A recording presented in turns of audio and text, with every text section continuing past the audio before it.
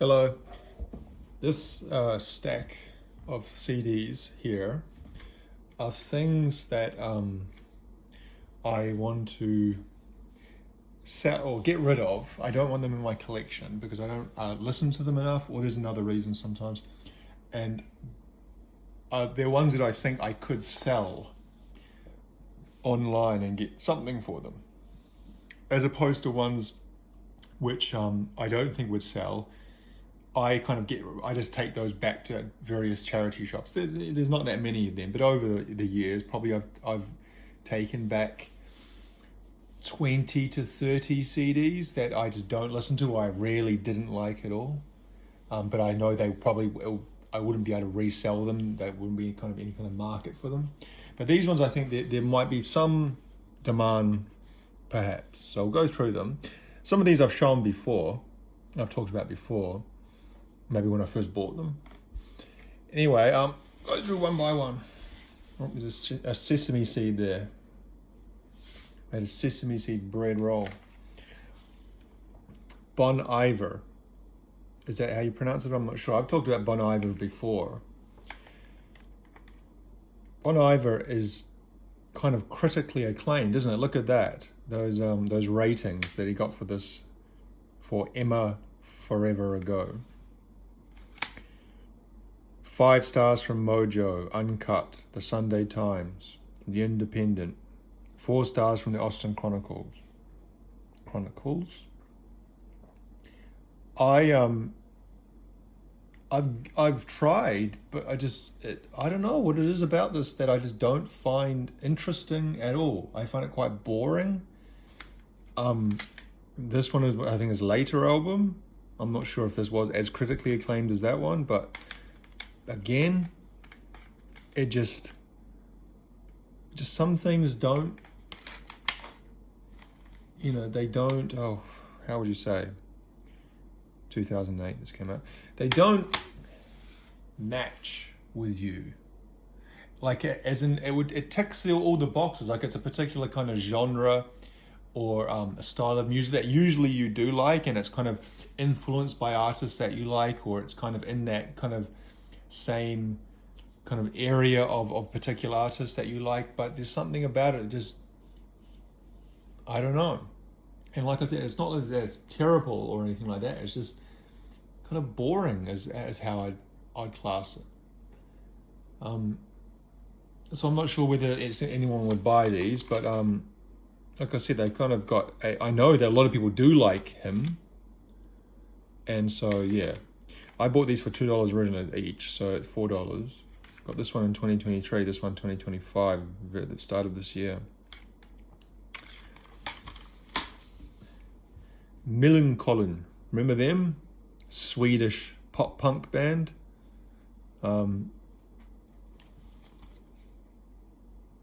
I am not really that much of a. I like some pop punk, but I'd say I like it in quite limited amounts. I think I like Blink-182. I don't know if you'd class Green Day as pop punk, but I like Green Day. But even those guys I've just named, I wouldn't sit down, maybe apart from Dookie, I wouldn't sit down and listen to a whole pop punk album, because does tend to be quite samey, and the speed and everything. It's kind of there's not a lot of dynamic to it. But yeah, I kind of remember listening to this album, but I remember it wasn't bad or anything, but it just wasn't anything special either. I remember these guys were quite popular in the early 2000s here in New Zealand. This came out in 2005, so maybe this was after their peak. Not sure. So yeah, I don't know if anyone will be willing to buy that, but we'll see. Carlos Santana 3. This is the Legacy Edition. I remember buying this for 50 cents. 2 discs. I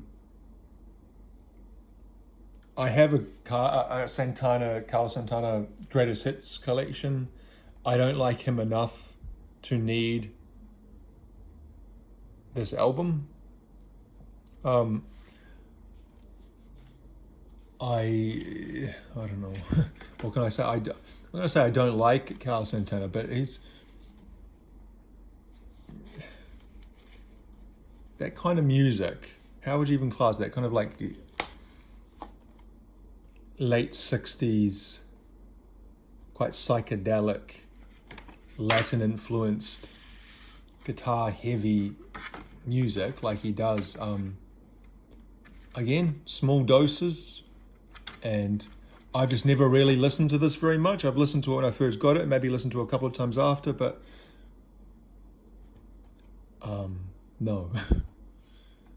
And again, maybe because it's a bonus, a deluxe edition, someone might be willing to buy it.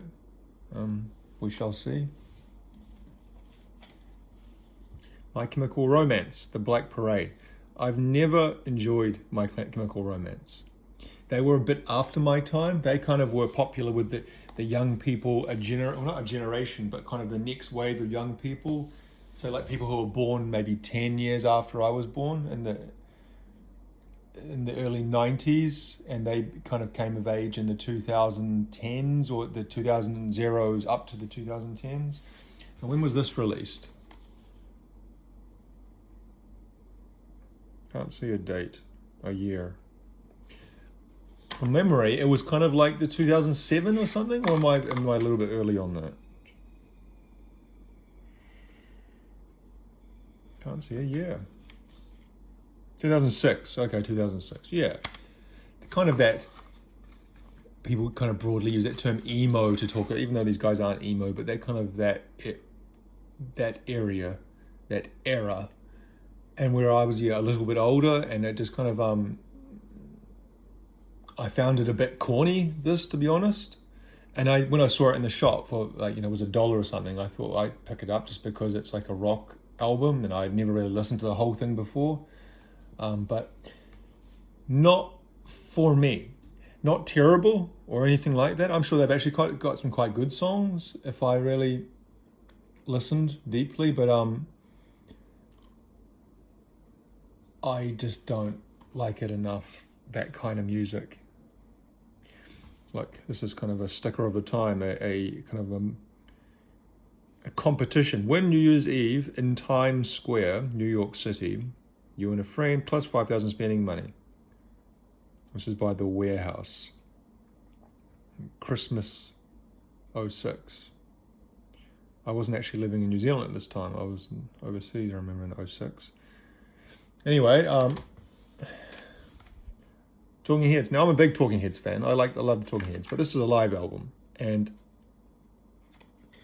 live albums, I've talked about this before. There's the odd live track that is great, and it kind of adds something to the song, or it's kind of got a different energy to it. And I know there are some live albums that are considered classic, like Who, Live at Leeds, and I think Kiss, Alive 1 or Alive 2, or maybe all of them, I don't know. And maybe some other ones I'm forgetting. But I much prefer the studio version of songs, and I have some Talking Heads albums already. I don't need this live edition. Now, I know that this is kind of considered quite a great live album, Stop Making Sense. It was with that movie, contains all the songs from the classic movie. But, a lot of these ones I'm showing here are, so it's easier for me to kind of, when I need to make space and I feel I've got too much stuff in my collection that I don't necessarily really, really want, it's easy to go pick out the things that I kind of just, I don't listen to that, that's kind of crap. Like, for example, I went through and picked out quite a few things, just things that I didn't listen to, and some compilations, things like Justin Timberlake and what was the other one? I can't remember, but it was things that easily pop out. But then I think, okay, then there's the kind of next level, like these things, where it's music that actually I quite like. All of these are so far have come broadly from the rock, or I guess what's that, folk, rock genre. of bands that, you know, I might actually kind of like. But I don't like these particular albums enough. You know what I mean? So these are not saying these are bad albums or anything like that. Or it maybe if I had more storage, if I had 2 CD shelves with another 1,000 disc capacity, I would maybe keep these. But I don't. And so got to kind of make some hard decisions. Not even these aren't even really that hard decisions, to be honest. I feel that these are maybe things that people would want to buy, and so therefore I don't want to keep them enough. You recognize what that is? I didn't when I looked at the front cover, but then on the side you see it's Bring Me the Horizon. Is that this? There is hell. There is a hell, believe me, I've seen it. There is a heaven, let's keep it secret. Okay. These guys also were kind of, I was a little bit too old for. I listened to this album. This album's actually not bad. But I only listened through to it once or twice. And this one I actually am genuinely of 2 minds. Maybe I need to listen to it a bit more. Bring Me the Horizon are kind of like, as a metalcore, kind of, I think, maybe. They came about during the late 2000s, early 2010s. I remember they were quite popular. I remember I knew a girl, and she really loved them. And I never really gave them a chance. Part of that because I thought the name was stupid, Bring Me the Horizon. There was that period there where a lot of them had these super serious names. Not that saying that names shouldn't be serious, but I mean, Bullet for My Valentine, As I Lay Dying, Bring Me the Horizon, like overly long, deadly serious.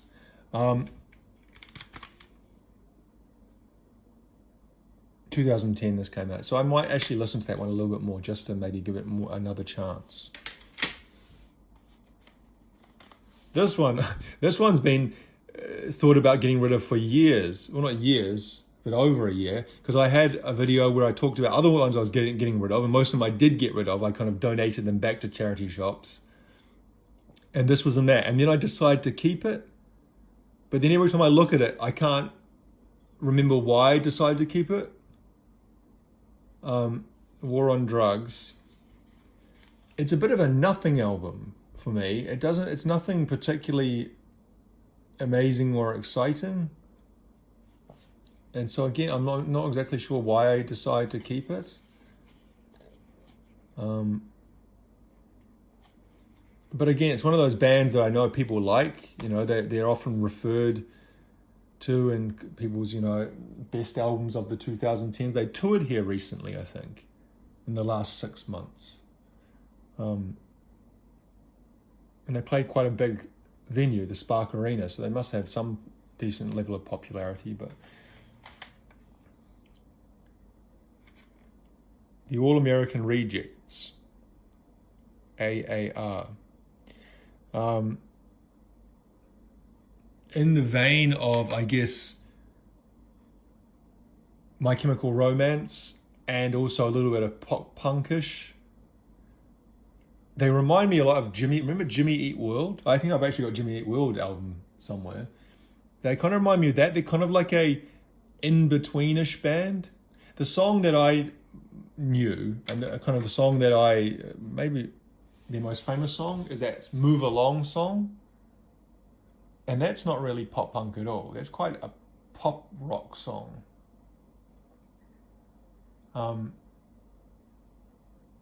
It's kind of again, how do you put it? No particular defining feature about them.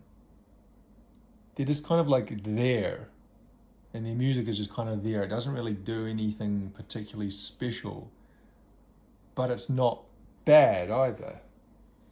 This album, yeah, kind of just what I said, those same things. It's kind of like, it's okay. It's not terrible, but I don't think I'd ever need to listen to it again. You see this particular album around quite a lot in the secondhand stores as well. You don't see their other earlier ones, but this one always seems to be around. I'm not sure why. Was it one of the bad ones maybe? Or... Now I'm getting rid of this solely because I have another Aerosmith compilation, a much more recent one that has some of their later works, like the stuff they did in the 90s. Nine Lives, some of the stuff of Nine Lives. And maybe even, what album was Falling in Love Is So Hard on the Knees? What album was that from? That was from a 90s era album, like past Dude Looks Like a Lady and Love in the Elevator, or those time ones. It was after that. This is more of that era. So this is 94. You know the Aerosmith song I always liked? Was it A Sweet Taste of India? Which I think was also from Nine Lives. I always really liked that song. But yeah, all these songs are featured on the other disc, so I don't need 2 greatest hits Aerosmith CDs, and it's just taking up space.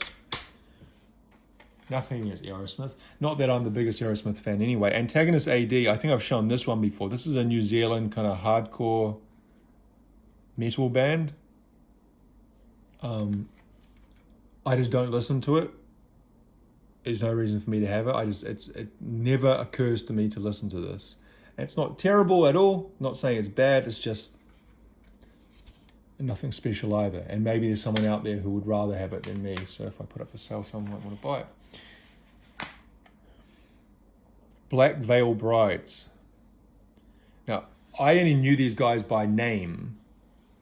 And so I saw this for sale somewhere, probably for $1, and I thought, well, I'll give it a chance. It's like a 5 Nicky 6s, isn't it?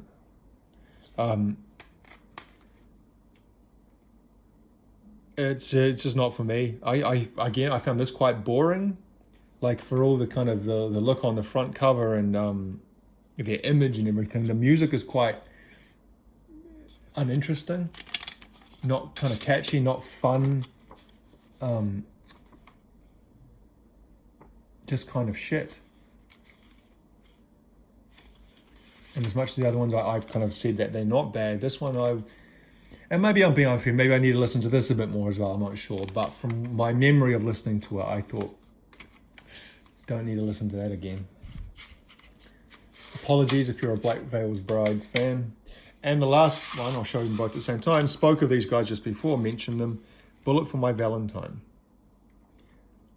Another band, this kind of era of, I guess, mainstreamish metalcore, whatever you want to call it, really passed me by. Because I like a lot of modern metal, stuff that's been recorded in the last 5-10 years. These were probably older than that. Again, these are from like the late 2000s, early 2010s. I guess that's 2010. That is 2008. But this era just really passed me by. I'm trying to think what I was listening to in that era.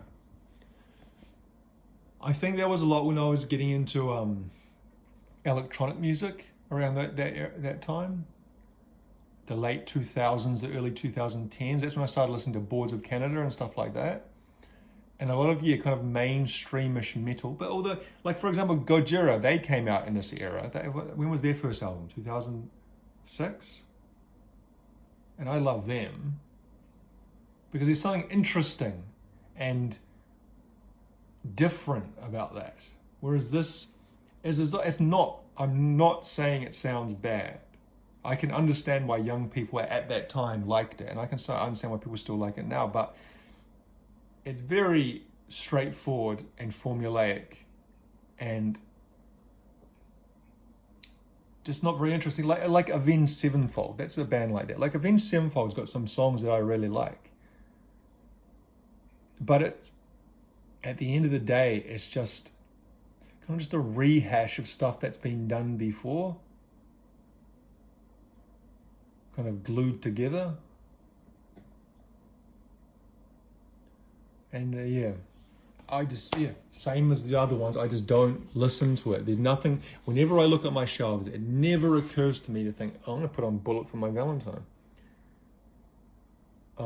So that's the ones that I think someone on some of the CD trading pages that I am part of would want some of those. Maybe not all of them, because they're not super common.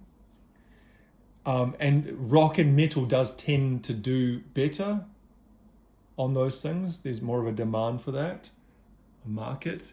And so, I don't know what I price them at, maybe $5 each.